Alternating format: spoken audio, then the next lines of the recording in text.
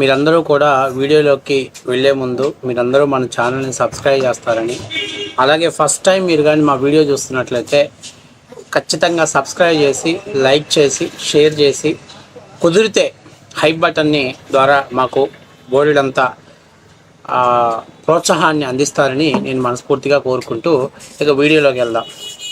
మన పెద్దోళ్ళు వెనకట మనకు సామెత చెప్తారు. ఆ సామెత ఏంటంటే, పతివత పరమాన్నం వండితే ఆ వేడి తెల్లారిన దాకా చల్లారలేదంట. అందులో రోజా లాంటి పతివత పరమాన్నం వండితే ఇక దాని గురించి చెప్పాల్సిన పని లేదు. ఎందుకంటే బురద నీళ్ళు తెచ్చి పాయసం వండినా దాంట్లో వేసే జీడిపప్పు యాలకుల వాసన దెబ్బకి అది సుగంధాన్ని ఎగదల్లేటట్టుగా ఉంటుందంట. అంత అద్భుతంగా ఉంటుందని చెప్పి వైసీపీ వాళ్ళ నమ్మకం. ఏదైతే రోజా ఈరోజు ఒక ప్రెస్ ముందు మాట్లాడింది, చాలా మాటలు మాట్లాడింది. పెదరాయుడు సినిమాలో ఒక డైలాగ్ సౌందర్యతో ఆయన చెప్పి వెళ్తాడు. ఆ తర్వాత పెదరాయుడు గారు గుమస్తా ఒక మాట అంటారు. ఏమంటాడు? అమ్మా, నీ గుండా జీవితంలో మా రాయుడి నోటి 2 మాటలు వినకూడదు అనుకున్నాను, ఆ 2 మాటలు వినేశానమ్మా, నీ వల్లే సాధ్యమైందని అంటాడు. ఇవాళ ఏబిఎన్ రాధాకృష్ణ గారి పుణ్యమా అంటూ ఫస్ట్ టైం రోజా నోటి నుంచి ఇప్పటిదాకా రానటువంటి పదాలు 2 పలకరించింది.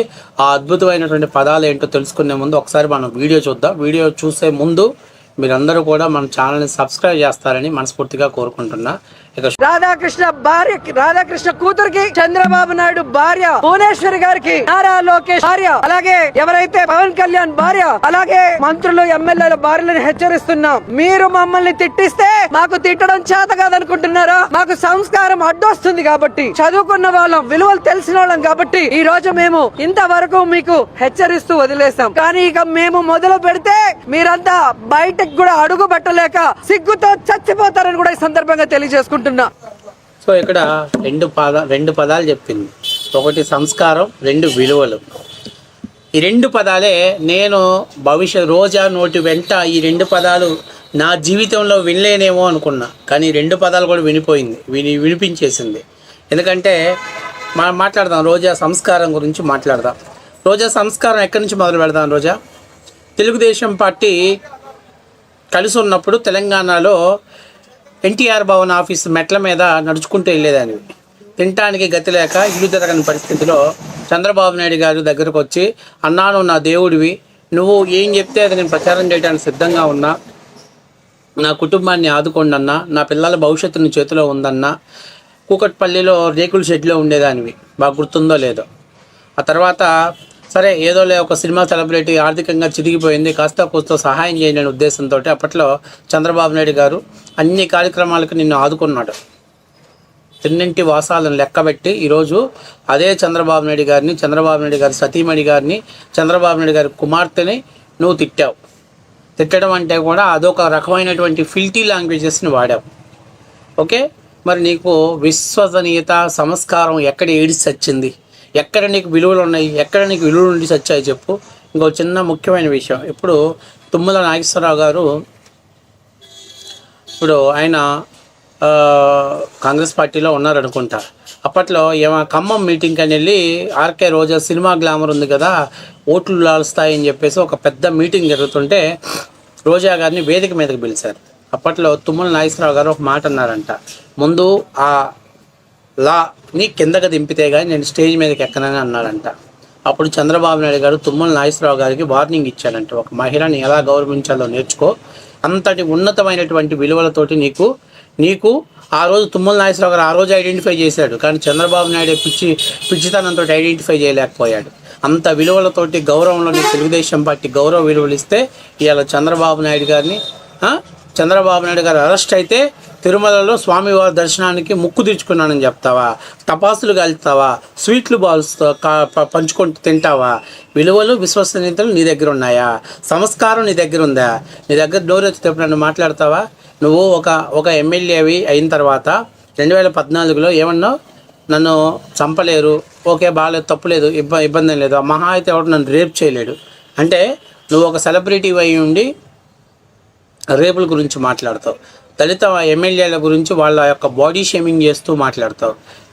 చంద్రబాబు నాయుడు గారిని ఏదైతే నీకు ఆర్థికంగా రాజకీయంగా ఎన్నుదన్ను నిలిచాడో పంచెలోడితేలాగా ఎగరేస్తన్నది రాజశేఖర రెడ్డి అని ఆ రోజు మాట్లాడు. ఇవాళ ఆ పంచన చేరి ఆ పంచనే బతుకుతూ ఇవాళ చంద్రబాబు నాయుడు గారి కుటుంబం గురించి మాట్లాడుతున్నావు. నీ దగ్గర సభ్యతా సంస్కారాలు చదువుకున్నావా? నీ దగ్గర సంస్కారం నేర్చుకోవటానికి నీకు సినిమాలలో హీరోయిన్ క్యారెక్టర్ ఇచ్చారు కానీ వ్యాప్ క్యారెక్టర్లు చేయాల్సినటువంటి క్యారెక్టర్ ఇది. నువ్వు సినిమాలకు పనికొస్తావా? హీరోయిన్గా పనికొస్తావా? ఉందా నీ దగ్గర హీరోయిన్గా ఉండేటువంటి క్వాలిటీస్ నీ దగ్గర ఉన్నాయా? నీ బతుకేంది? నీ చరిత్ర ఏంది?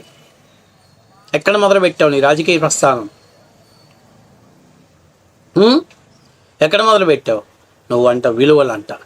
అమరావతి మహిళలు ఉద్యమం చేస్తుంటే అమరావతి మహిళల్ని మీ మొగోళ్ళు ఆడింగి వేదవులు కాబట్టి మిమ్మల్ని ముందు పెట్టారని చెప్పి మాట్లాడుతావు. ఎక్కడి నుంచి నేర్చుకున్నావు ఈ సంస్కారం? ఎవరి దగ్గర ఉంది నీకు ఈ విలువ? ఏంది రోజా కాకి తన కింద నలుపు తెలియదు అనుకుంటుంది, కానీ మొత్తం నలిపే. నీ బతుకంతా నలిపే.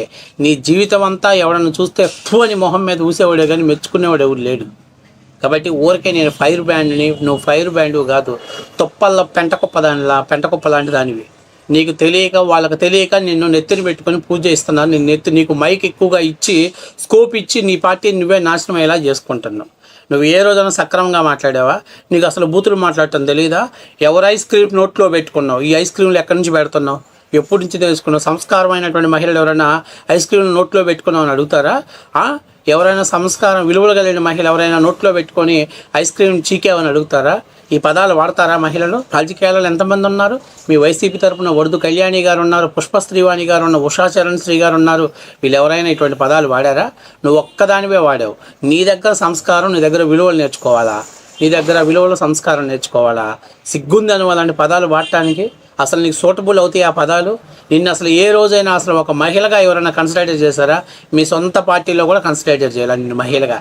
అలాంటి నువ్వు బయటకు వచ్చి విలువలు విశ్వసనీయతల గురించి మాట్లాడుతున్నావు. కొంచెమైనా సిగ్గు, కామన్ సెన్స్ ఉండాలి నీకు.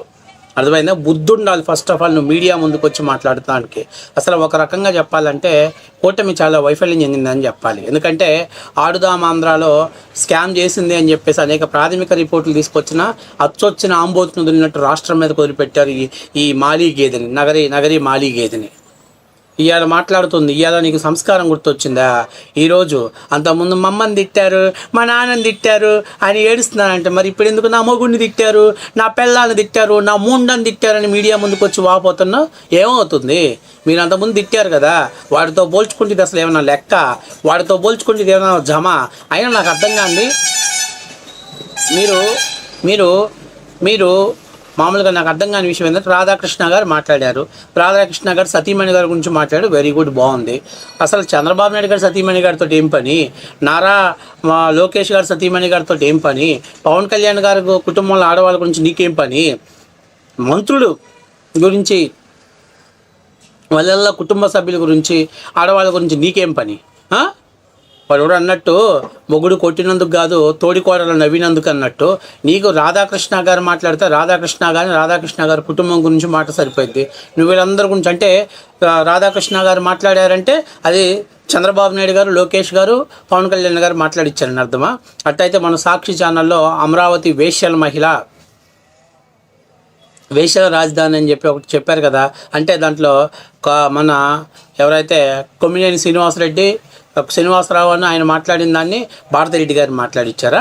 దగ్గరుండి భారతిరెడ్డి గారు చెప్పించారా మాటలు? అంతేనా? అమరావతిలో ఇలా ఉంది అని చెప్పమని చెప్పి అమరావతి మహిళలను అవమానపరిచే విధంగా భారతిరెడ్డి గారు దాన్ని డిస్ప్లే చేశారా? దాన్ని చూపించారా? మరి చెప్పండి, ఒప్పుకుంటారా?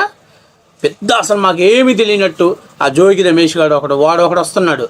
వాడు చంద్రబాబు నాయుడు ఇంటి మీద దాడికి వెళ్ళినాడు. వాడు నీతులు చెప్తుంటే ఇంకా మాకు బూతులు వస్తాయి. ఈ పనికి మాలిన సంతంతా పోయి హైదరాబాద్లో పోయి కూర్చొని రాధాకృష్ణ కార్యాలయం మీద దాడి, రాధాకృష్ణ ఇలాంటి వాళ్ళని బొచ్చులో రాలిపోయిన ఎంట్రుకలతో సమానంగా చూస్తారు. మిమ్మల్ని చూసి భయపడి పోసేసుకోవటానికి ఎవరు లేరు. మీరు ఆఫ్టర్ ఆల్ ఆయన తలరాలకు దువ్వుకునేటప్పుడు రాలిపోయిన బొచ్చుతో సమానం రాధాకృష్ణ గారికి.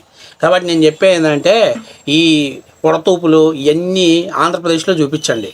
అర్థమైందా? రాధాకృష్ణ లాంటి వాళ్ళకో లేకపోతే ఈనాడు లాంటి వాళ్ళకో చూపిస్తే రేపటి నుంచి నీ ఎపిసోడ్లు రోజుకొక ఎపిసోడ్ వేస్తారు.